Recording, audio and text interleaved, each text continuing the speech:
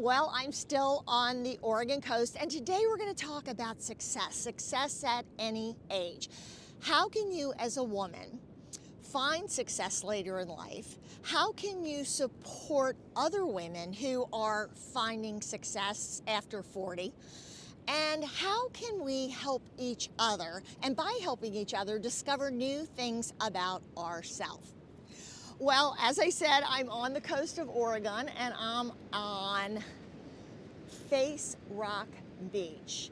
And I'll add a little video at the end of this if you're interested in seeing a little more of Face Rock Beach.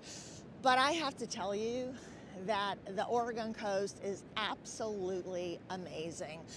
We are on day 7. We started up we really started up in Astoria, but spent a couple nights on Cannon Beach. If you check out a map of the Oregon coast, you'll see that there's a northern section, a central, and a southern. They call it the People's Coast. I've got to tell you, it's amazing, the access. And we rented a car, and we're just driving and stopping wherever we want to stop. But the beach access is absolutely amazing. The number of lookout points, clean restrooms, for those of us that have to stop and use the bathroom often, clean restrooms everywhere, and just these quaint, quirky little beach towns, bay towns, port towns. It's been on my bucket list for a long time, and I'm really thrilled that we had the opportunity to do it. And as you may have noticed, the beaches are dead in December. So, well, I need my woolly hat and my puffy jacket. It's been just a wonderful experience. So I've been thinking a lot, and many of you have asked me to approach the subject of success and how do we, not what is success. And I want to make it clear, at least for me, success has nothing to do with money. But we get to a stage in our life where we just quite naturally have to give up things that we love doing. There's just no path to continue. Now, there are a lot of things that we do in our life that we can do forever, or at least as long as our health holds out. But there are many other things that we have gotten gratification from along the way that we just cannot. Oh, we got a little dog coming and he's barking at me, but I'm not going to interrupt my video. I'm just going to keep going. So lots of dogs on the beach, but not a lot of people. But his owner's got him, so he's a cute little guy. No problem. Good morning. But we are faced with the fact that when our career ends, it's kind of hard to stay connected. Sometimes we volunteered and worked for organizations outside of our professional successes. So success for me has nothing to do with money. It's those things I've done along the way that have filled me up. Success for me is also trying new things and having some failures along the way. Because it isn't a failure, and I hate to use that word even. It's a success because I tried, because I stuck my neck out there. And so what I want to ask you to do is look around in your sphere of influence, maybe out in your community, places where you can go, places where you can have an impact, and ask yourself, is there a way for me to support other women who are having successes later in life? One of the greatest examples that comes to mind, in the last 2 years, I've shared with you that I've written 2 books. Walking in My Shoes, A Woman's Journey of Leadership, and Where the Mean Girls Go. Now, when I wrote Where the Mean Girls Go, I spent months and months and months talking to women about their relationships with other women, the good, the bad, and the ugly. And I use a lot of that when I do these videos, because obviously I can't have all of these experiences. But I've taken the time, I took a year, spoke to dozens and dozens and dozens of women who had success at different times of their life, at different levels, in different fields. But they shared with me the struggle that they had with other women along the way. And one of the things that came up all the time was that we as women are not always the greatest at supporting other women's success. But what I've realized is the more we're willing to support other women's success,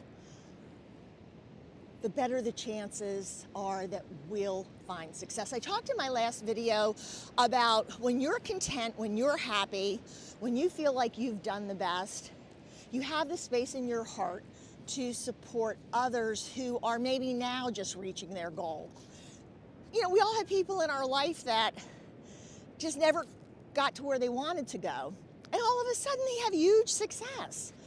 And everyone's like, oh, okay, well, I was kind of used to her always trying but never quite getting there, so how do I handle this new her? Well, jump on the bandwagon. You know, drop a note, congratulations, show up at a book signing, show up at an event that they're hosting. People are doing such interesting things and finding success later in life.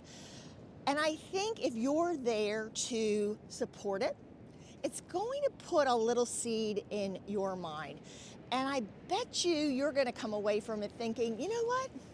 If she can do that, then maybe this thing over here that I've been thinking about for a long time, but haven't quite had the nerve to try, you know what?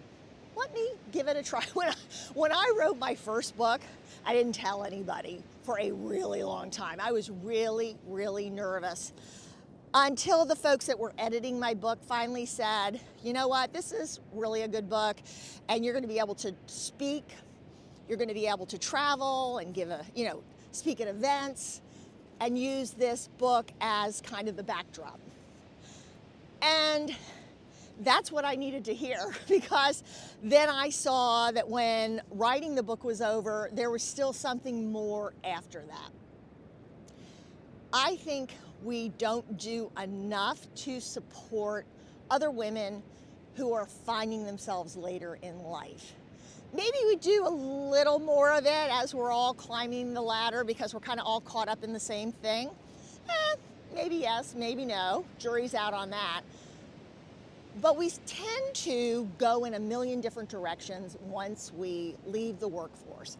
Once we leave our volunteer work, our community involvement. You know, some of us go off to help raise grandchildren. Some of us travel. Some of us find ourselves spending more time alone. Some of us pick up new hobbies. But there are some of us, and I've discovered that I'm one of those people, who wants to continue to look for my what next, that thing that makes me feel successful. And I don't know what that's going to be yet. I've obviously spent a lot of time walking on the beach. And if I tell my husband I'm going down to do a video, then he doesn't want to come with me. So I've been spending a lot of time on the beach by myself. And honestly, I'm reinvigorated, and I'm feeling like when I get home, I'm going to take some time and see what other women in my, not just in my community, kind of in my greater county area, what women are doing, what women's groups are out there that are supporting. And I think we don't do enough research to find out what's really out there. Sometimes I feel like we come across things and it's strictly just dumb luck. Other times, you know, I hear from some of you and you make recommendations, you tell me something that you're doing, you share something that you're doing. And honestly, I think, wow, the light bulb went off. Why didn't I think of that? So as I'm walking along the beach today, you know, just absolutely enjoying this incredible thing called Earth, I'm thinking about all the people out there doing interesting things that I can use to motivate me to do whatever it is that I haven't quite figured out yet. And it's okay to say you haven't figured it out. But let me close with this. Whether you are in your 30s or your 40s or your 70s or your 80s, if there's something you've always wanted to do, now's the time to do it. Now, when you're 80, it may not look the same as it would have looked had you done it at 30, 40, or even 50. But if you're willing to give yourself that grace, if you're willing to say to yourself, it's going to look a little different, but this is something I've always wanted to do.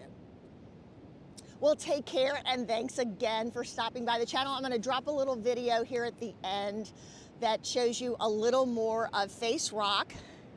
We've got four or five more days here before we have to head home.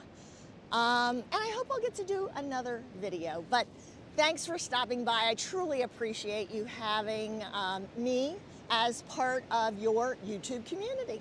Take care. Talk to you soon. Bye-bye.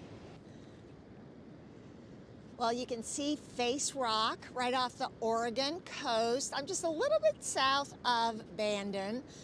And you can see the nose is the first thing that catches your attention.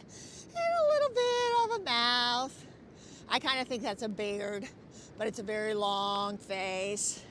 But when you're especially up on the highway, the way that the trees and the greenery are growing on the rock, it's funny, it almost looks like he has eyelashes. So this is kind of the view all along the Oregon coast, these amazing rocks. And they really give the coast an incredible personality. I'm going to kind of scan.